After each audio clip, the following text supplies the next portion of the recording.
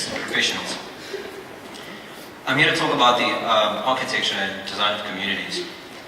Now, despite the continuous promotion of a global and intellectual paradigm in which all human beings reserve their right to be whom they wish to be, South African societies appear to be moving toward a more individualistic way of living.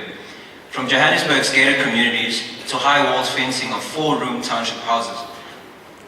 This essay aims to explore the differences between communities that reflect a sense of community and communities that don't.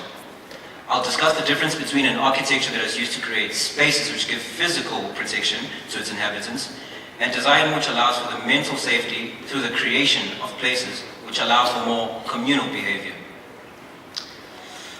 To further study this topic, I'll observe the manner in which communities with predominantly wealthy people perceive and react to crime, in comparison with crime in poorer areas. This paper aims to promote the discussion on whether or not architecture should be more concerned with individualistic cellular security measures, or turn its attention to the admittedly more difficult task of focusing on the design of the human environment, the community.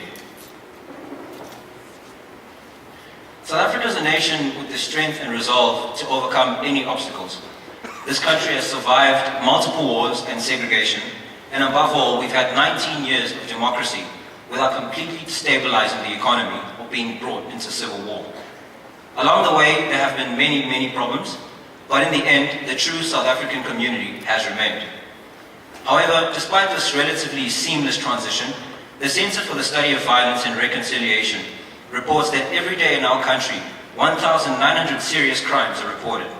Divided into 8 categories, the top 2 are 431 aggravated assaults and 544 burglaries of houses per day. This suggests what is already widely known, that what makes South Africa a dangerous place to be in is not the crime, just the crime, but it's the violent nature of it. It's also reported that much of the crime is committed by young people and mostly in cities. Now, the solution that affluent members of society seem to have come up with is the gated community.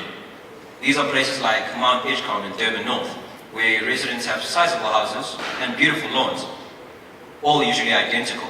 But as a whole, those people are divided from society by typically high walls and barbed wire or electric fencing. Occupants in these communities say they feel much safer in these compounds and admit to having a good sense of community. There are, however, rules which people have to abide by, such as loud music should be off by 10 p.m., garage doors should be closed at all times, and that people are not allowed to mow the lawn with their shirts off. I know. Within gated communities and even inner city apartment buildings, there might be a perceived sense of place, of community, but it's not applicable as something which builds a country that is still deeply divided across race and class. In his article, Architecture as Crime Control, Neil Kumar notes that the undifferentiated design of many apartment buildings and housing projects induces residents to believe that the area outside their door is public and thus the sole responsibility of the police, thus creating some form of positive space on the inside and the negative space on the outside where no one needs to care. What is of great concern in such complexes is that these security measures mean that families, constituents of society, isolate themselves behind high walls, electric fences, floodlights, and cameras. People are experiencing a fortification of the self rather than an expression of the self with regards to how their buildings are protected. These neighborhoods, whose residents appear to resent having to even see into their own neighborhoods and streets at night, develop neighborhood watch programs or hire private security companies. But unfortunately, there are limits to how much this can keep people away. Although it's well publicized where crimes are committed, there is less information as to where the criminals come from and which places in the country have the least reports of crimes. To answer this, I first looked to townships such as Mthunzi, where I lived, in which it appears the lowest crime reports exist. Now, most communities in Mthunzi have your electricity and water. However, at the same time, if there is one thing that the township has plenty of, it's television, media of all kinds, and of course, alcohol.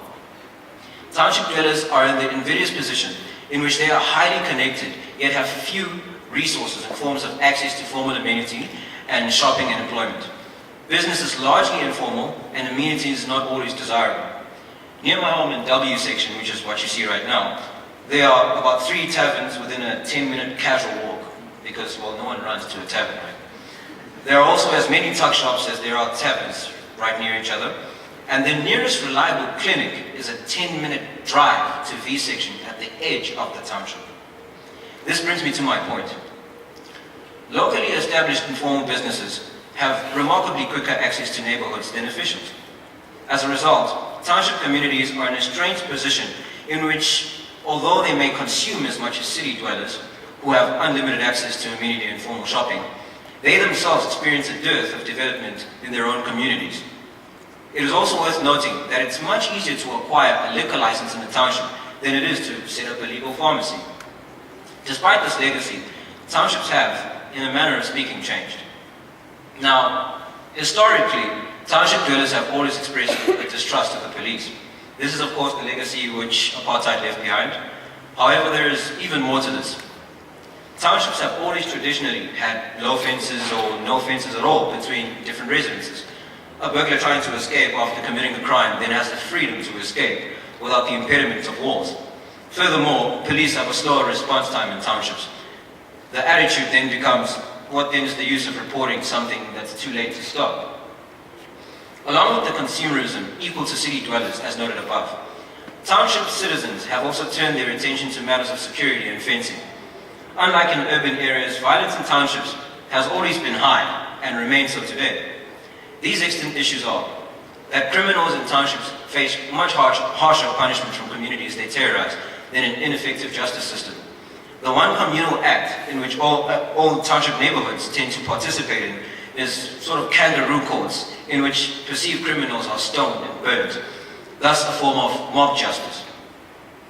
Citizens still distrust the police. Post-apartheid fears are linked with corruption, violent misconduct of police officers, as you might have seen 2 weeks ago with the gentleman who was shot, who had a pellet gun and he was shot. Violent crime and substance abuse is also rampant, and political divisions threaten to destabilize communities. This tends to impede community development. Now, as someone who grew up in Mthunzi, I can attest to the fact that even though there's a police station 5 minutes from where I live, our neighbors rarely report crimes in our community.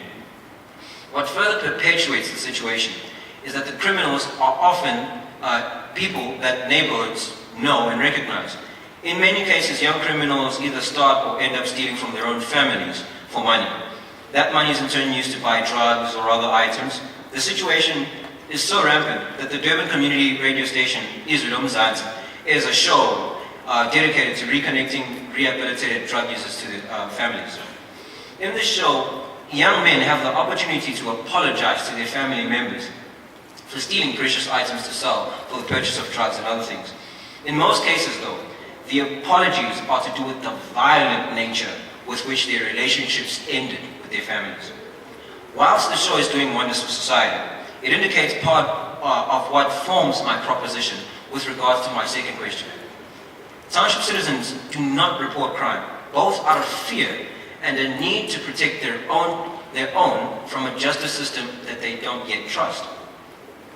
Things are changing though. In urban and township environments, fortification and isolation is being used to tackle crime architecturally. The differences between township and suburb fencing appears to be in how fences are built. Most suburban homes tend to focus on keeping people out, and for this reason the walls are kept simple, with bland, unassuming colors. This is also reinforced by the accelerated use of palisade and stock from fencing. Functional rather than architectural. However, in townships, people are increasingly using walls which demonstrate a distinct sense of individuality, as you might have seen, and expression to the outside world. This results in barriers, the public face of the home, which display a double-coded contradiction between attempting to keep people out whilst at the same time being as expressive as possible. The personalization of the self has thus manifested itself, displaying minor separations in class, allowing for uneven development of families in the same street. Subsequently, an upwardly mobile family tends to either keep to itself or is ostracized for its development. Thus, the contrast between the poor and the middle class is thus becoming more intense in townships, exacerbated by the architecture of its streetscape. This alienation within the neighborhood is what allows for greater, more violent crime. This is so intense that even when I look at my own neighboring communities, I marvel at the fact that when one turns east, there's an informal settlement, whilst to the south, a wealthier region takes on the characteristics of suburbs. The contrast is visible. These heightened security measures in rapidly disconnected communities within areas that once were cohesive are a sign that society has subconsciously given up on the government's ability to solve social problems and poverty. This isolation is evident in the middle-class suburbs such as Glenwood, Durban, Central Durban, in which community meetings are scarcely attended, even though reports and complaints to police are high. Communities have thus given up. At the same time, the truth is that communities are formed as much by activity than location, particularly in a world in which we have access to multiple forms of communities, such as social networks. We cannot, however, regard the gathering of a community in one space, such as a community meeting, as a necessarily communal activity. A most ideal community for the building of a united country is one in which people collectively participate in activities that contribute to the overall development of the community. Subsequently, contemporary society is engaged in an oxymoronic paradigm in which communal behavior is encouraged, but only to the extent that citizens consume as individuals. There is no better example of this than the fame of lifestyle shows, such as Top Billing, and the lengths to which people as individuals want the same type of architecture applied to their environments.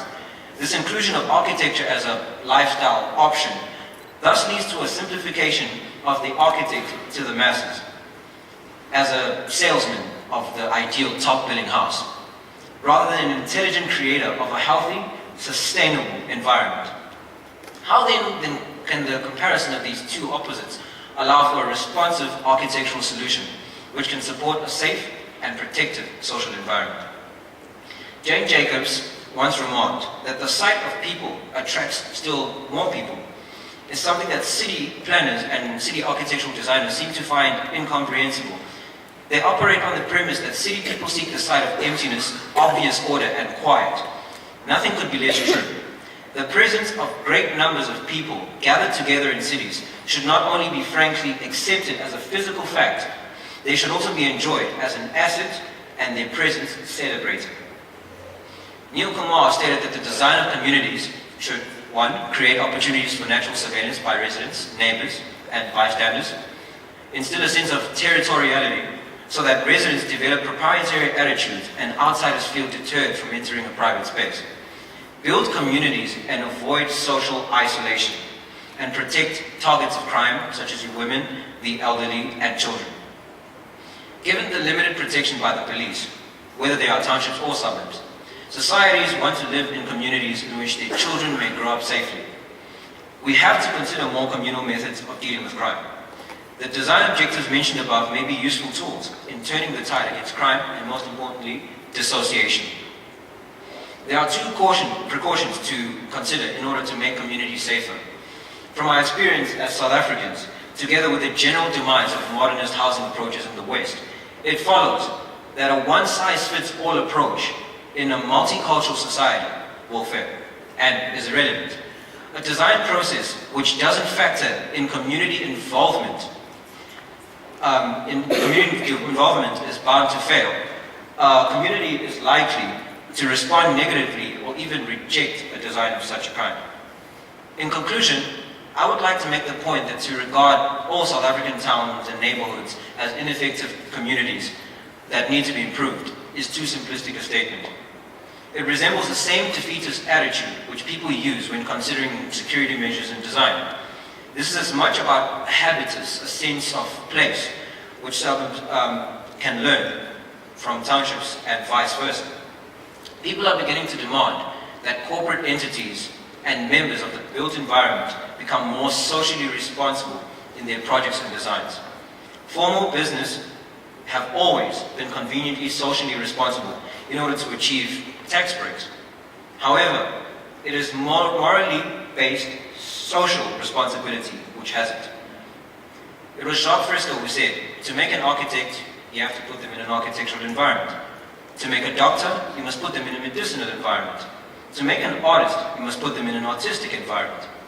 And so if we seek to live in neighborhoods with a heightened sense of community, regardless of race or class, we have to consider whether or not the environments that we create are good enough to produce sustainable communities. We thus have to turn our attention to the creation of environments that make it possible for good communities to exist nationwide. Thank you.